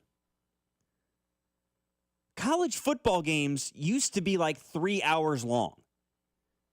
We actually left the game a little bit early to try to beat some of the traffic because we had, an hour and a half drive-ish back. And, I mean, we got home at 9:15, and the game had just ended. How are college football games suddenly 4 hours long? Why are we all just collectively okay with that? Like, I understand and I get it because we work in sports media, Jacob, so we obviously understand that in order for us to operate, we require advertising dollars, right? That's how bills get paid. We understand. There were 4 media timeouts in the first quarter of the Kansas-West Virginia game yesterday. It's a 15-minute quarter in college football. And there were, at minimum, 12 minutes worth of commercials in the first quarter. What are we doing? I mean, it's become borderline ridiculous. And it's fine when you're sitting on your couch watching a game or you're sitting in a sports bar watching a game. But we were sitting on I don't know if it was the west side of the stadium, potentially. No, we were sitting on the east side, I should say, of David Booth Memorial Stadium yesterday. It was just like generic bleacher seats, right? Like high school stadium bleacher seats. That wasn't like seat backs or anything like that. My butt was asleep halfway through the first quarter.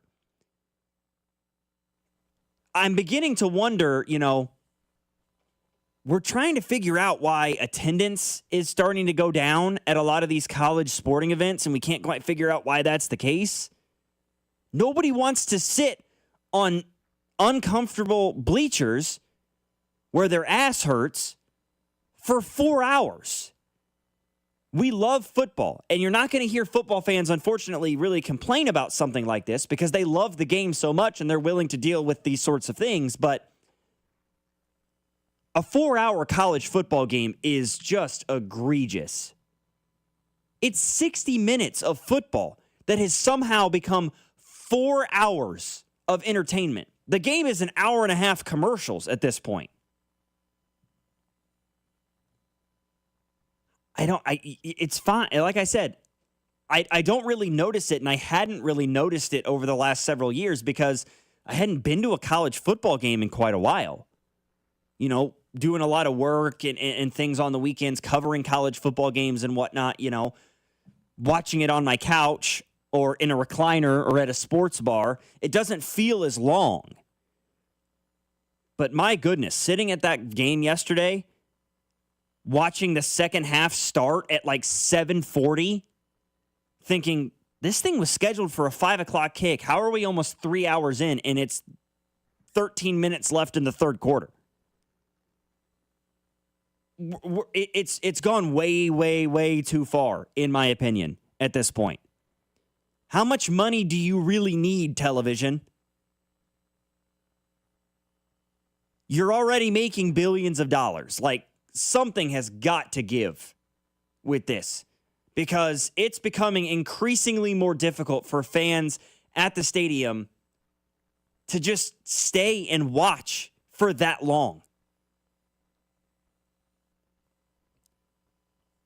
Off my soapbox, I had to get that out there because we have seen Major League Baseball try to speed things up.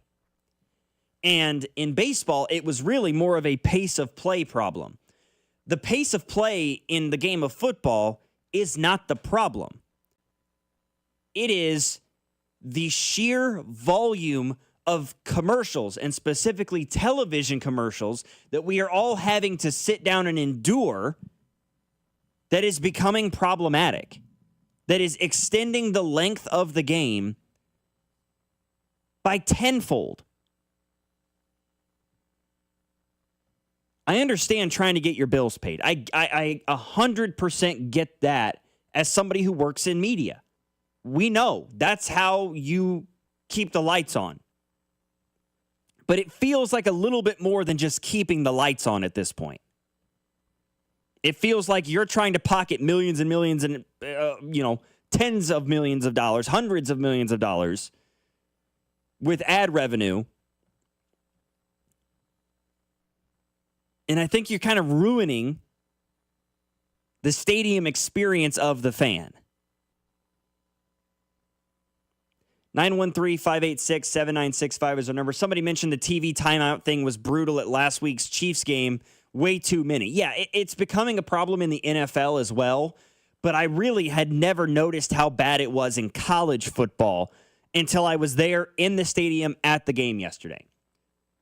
Now, maybe that's just because I was sitting in an uncomfortable bleacher seat and I am very, very skinny and my butt hurt. But good Lord. You're putting us in uncomfortable seats. I'm spending $8 for a Gatorade, $12 for a beer if you want to swing it, $9 for a pretzel, and then the game is 4+ hours because of TV commercials that I don't even get a chance to see. Cell phone service is absolutely non-existent. I can't even receive text messages during a football game. This is where we're at. The product on TV is fine, but I have to say, I think it's causing the product in person at the stadium to suffer, and not enough people are discussing it. And I feel like we should start.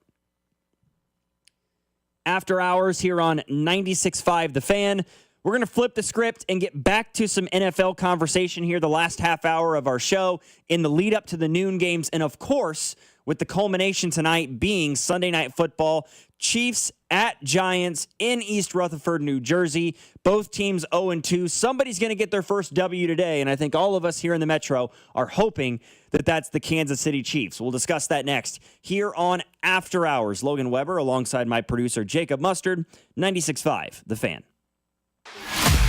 You're listening to After Hours, brought to you by Twin Peaks. Eats, drinks, scenic views on your home for Kansas City sports. 96.5 The Fan.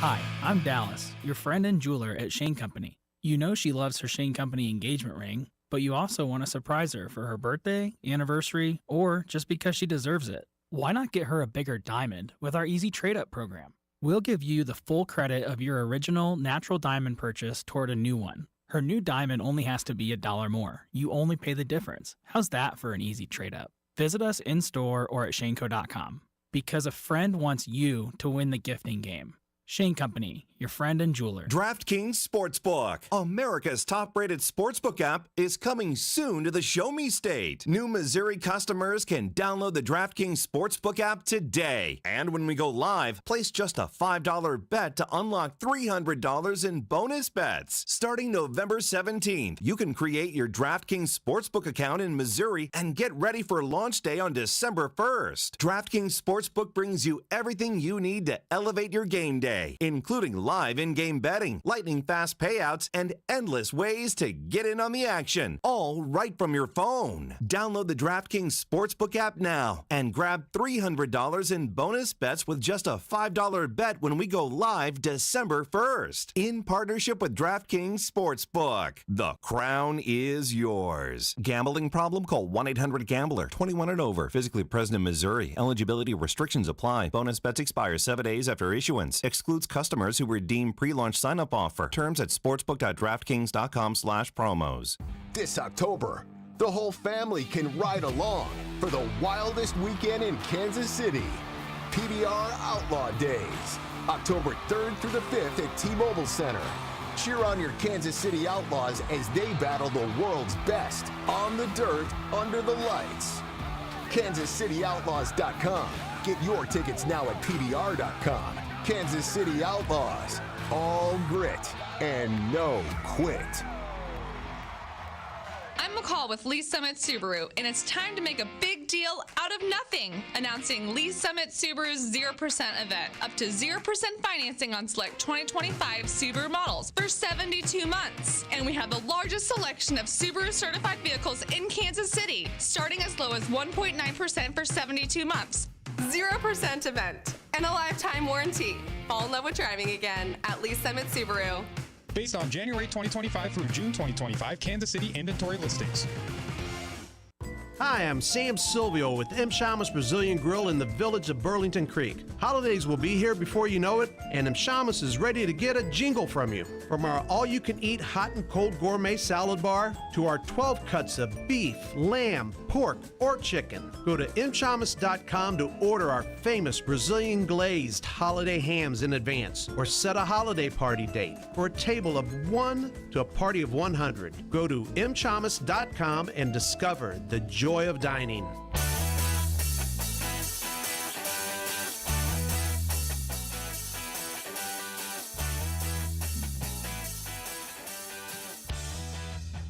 I'm just going to say one more thing, and then we're going to move on to the NFL. Because somebody in the text line during the break said that someone online is going to say something like, quote, well, that's just the price of good entertainment is having ads. And the person responds with, why are we accepting this? It's getting out of hand.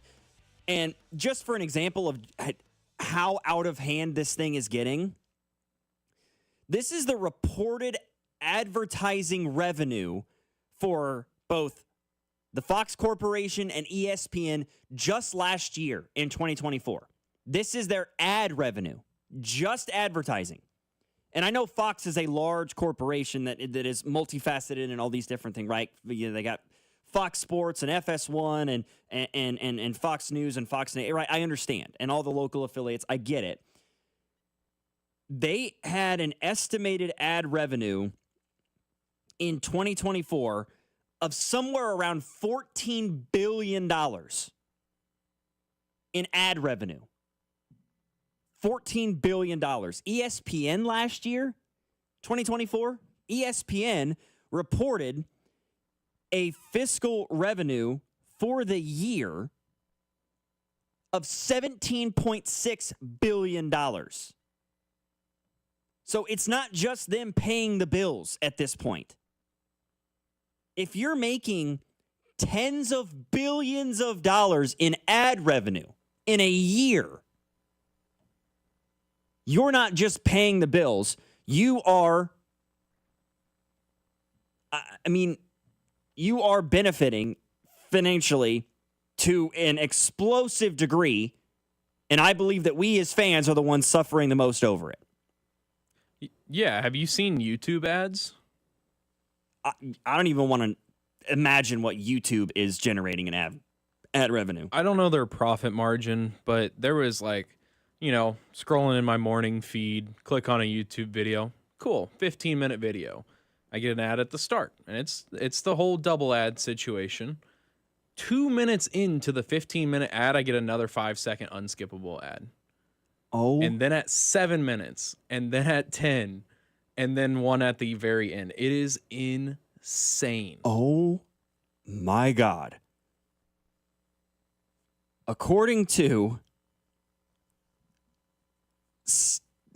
websites like Statista, Business of Apps, Variety Magazine, YouTube generated approximately $36.2 billion in ad revenue for 2024 alone, including the final quarter of 2024, $10.47 billion in one quarter. That is 3 months, ladies and gentlemen. $10.5 billion in ad revenue in 3 months for a bunch of people watching a video that is no longer than maybe 20 minutes. $10.47 billion in 3 months. 36.2 for the year. Unbelievable.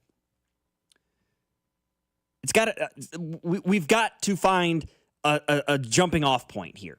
Like at some point, enough is enough. Too much is too much.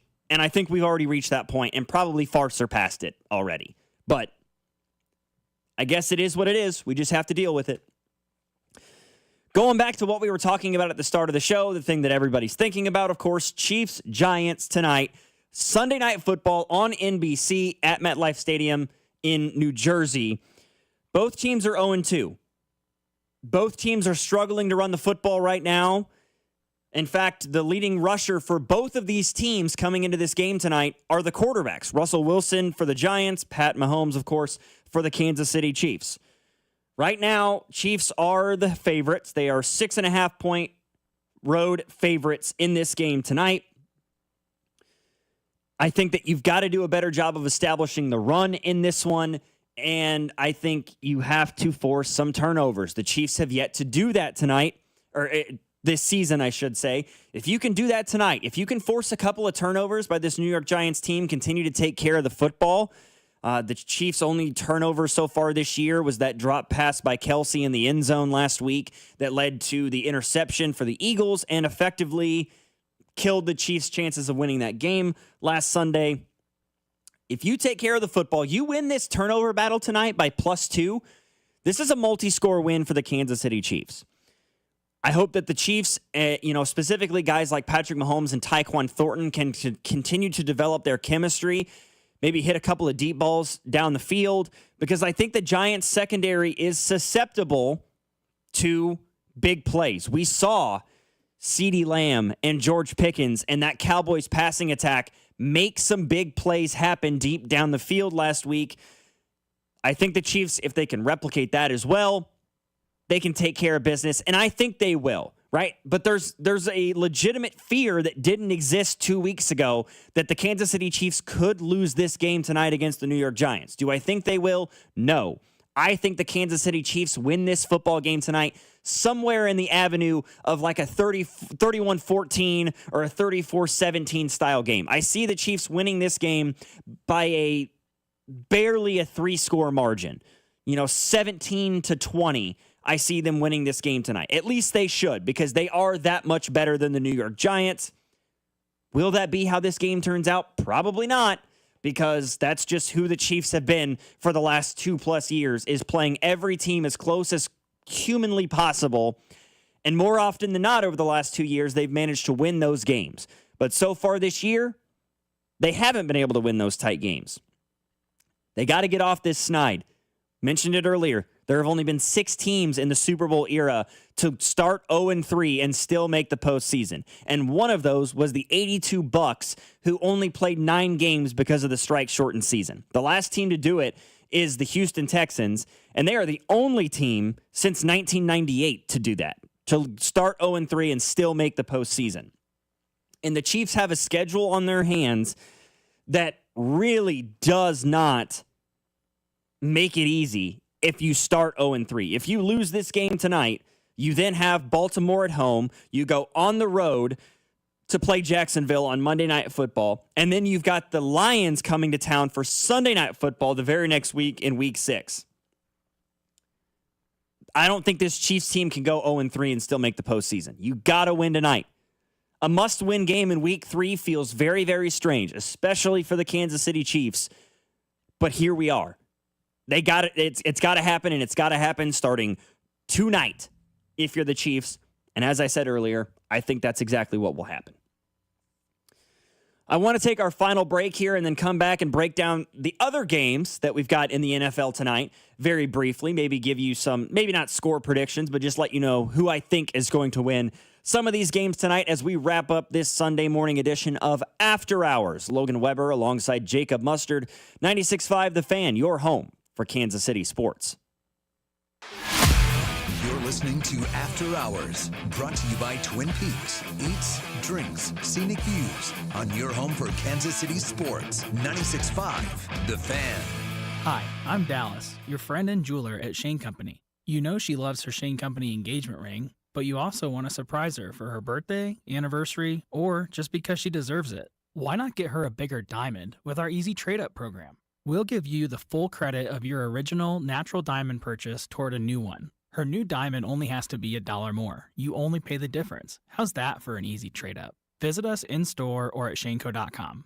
Because a friend wants you to win the gifting game. Shane Company, your friend and jeweler. It's time to build that dream deck over at All Weather Decks. Schedule a free estimate today at 913-206-1974 or online at allweatherdecks.net. All Weather Decks, the right deck at the right price. DraftKings Sportsbook, America's top-rated sportsbook app, is coming soon to the Show Me State. New Missouri customers can download the DraftKings Sportsbook app today. And when we go live, place just a $5 bet to unlock $300 in bonus bets. Starting November 17th, you can create your DraftKings Sportsbook account in Missouri and get ready for launch day on December 1st. DraftKings Sportsbook brings you everything you need to elevate your game day, including live in-game betting, lightning-fast payouts, and endless ways to get in on the action, all right from your phone. Download the DraftKings Sportsbook app now and grab $300 in bonus bets with just a $5 bet when we go live December 1st. In partnership with DraftKings Sportsbook, the crown is yours. Gambling problem? Call 1-800-GAMBLER. 21 and over. Physically present in Missouri. Eligibility restrictions apply. Bonus bets expire 7 days after issuance. Excludes customers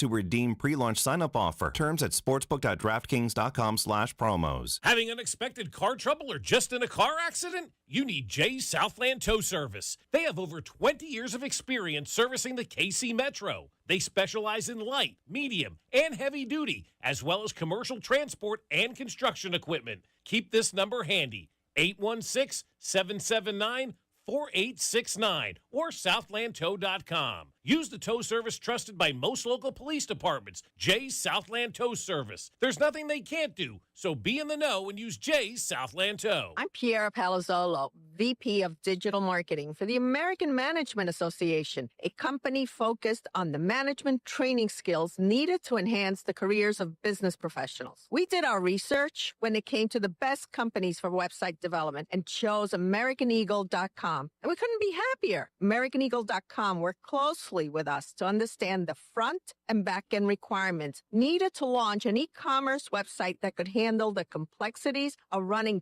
thousands of seminars nationwide. Our robust new website and improved SEO saw immediate increases in site traffic and web revenue. If you're in need of managerial effectiveness and success, visit our website at amanet.org. If you're in need of a website that provides an unparalleled consumer experience, I highly recommend AmericanEagle.com.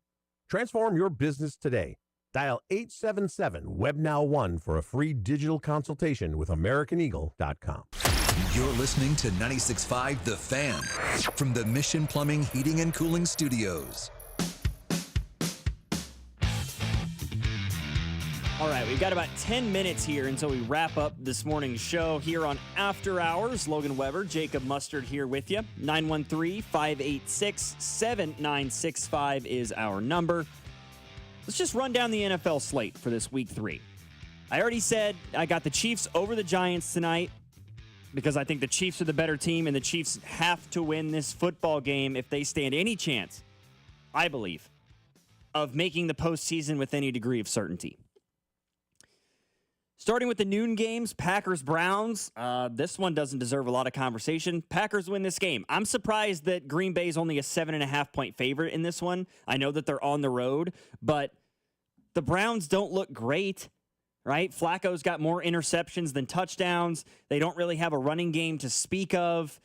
Their defense, which has been their calling card for the last decade, looked really, really bad against the Ravens last week. I have Green Bay. Colts-Titans.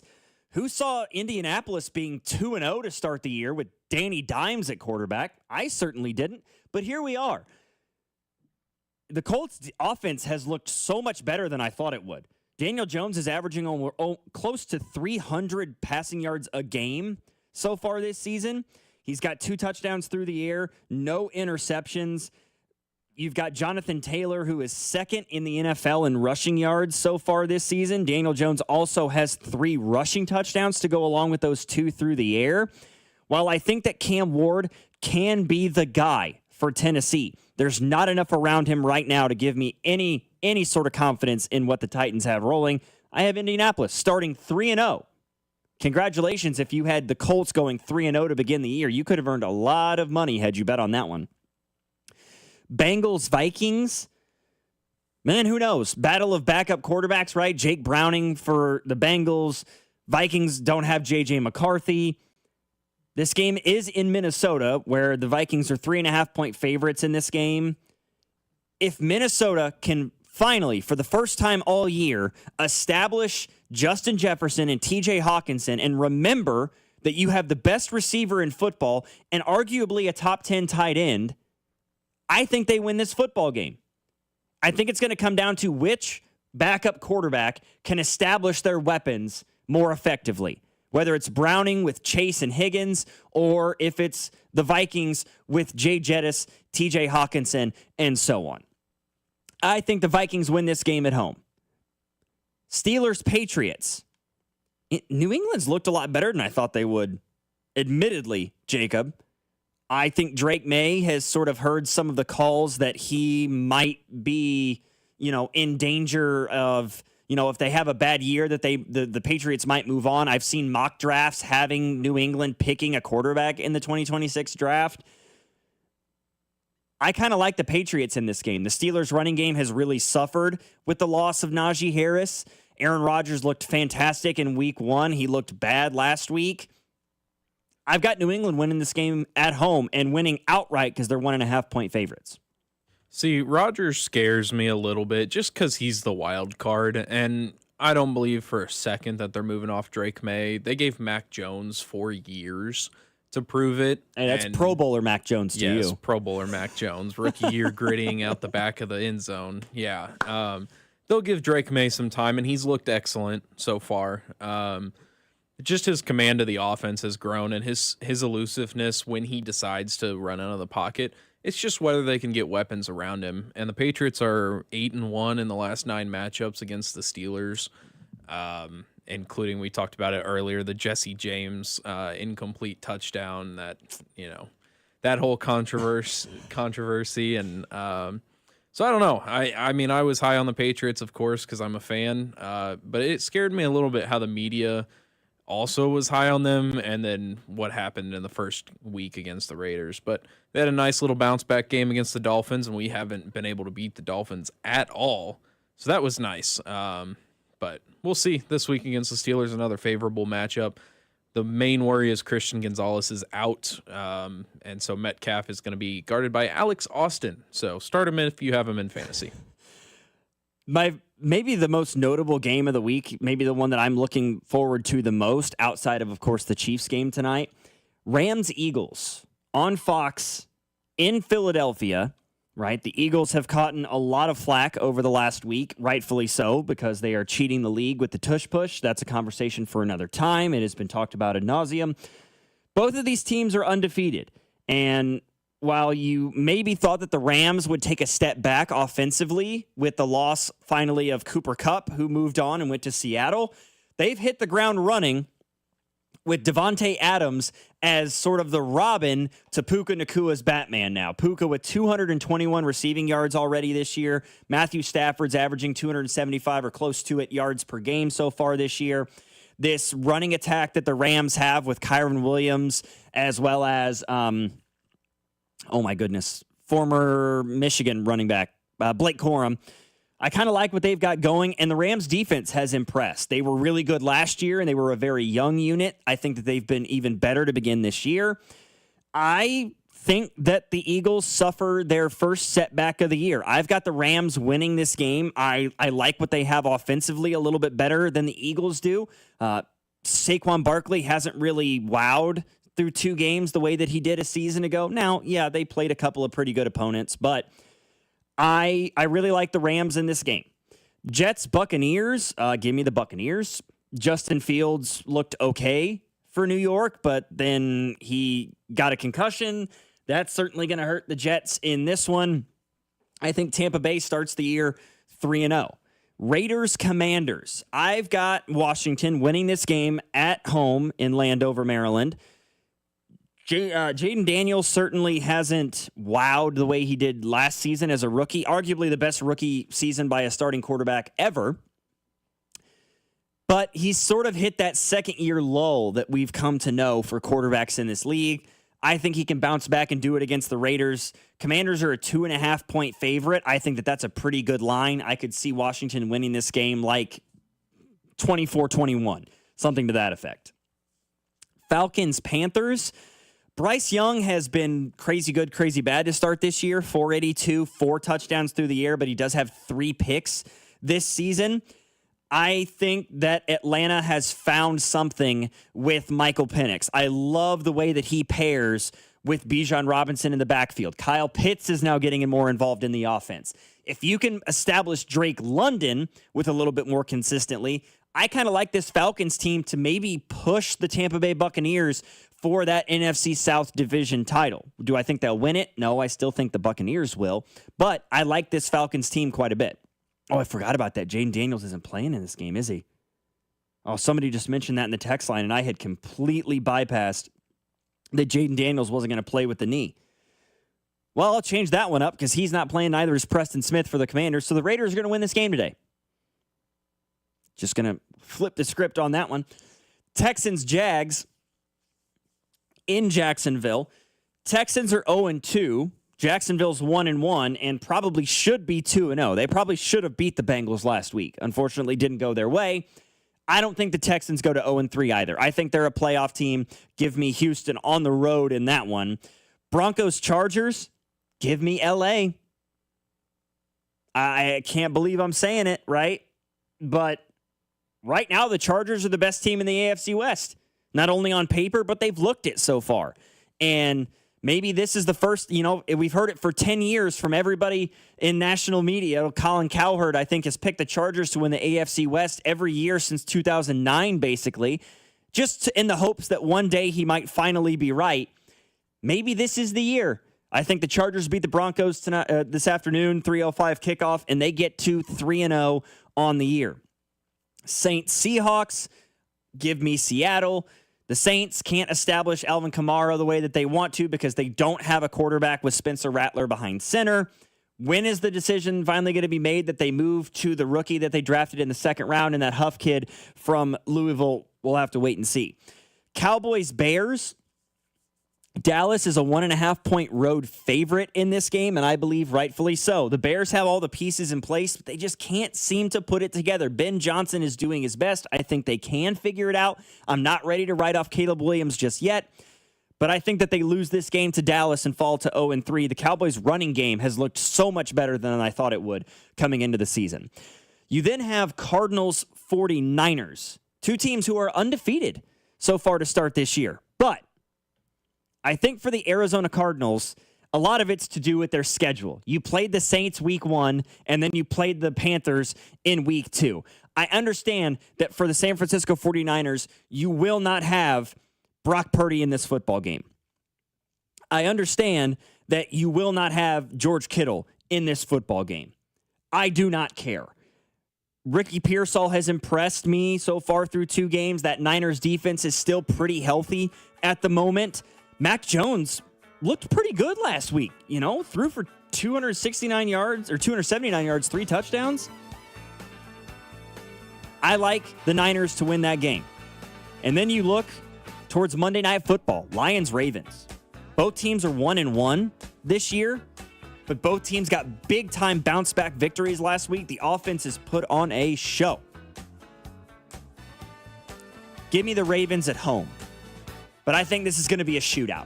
This feels like a 38-35 sort of game that Baltimore wins late.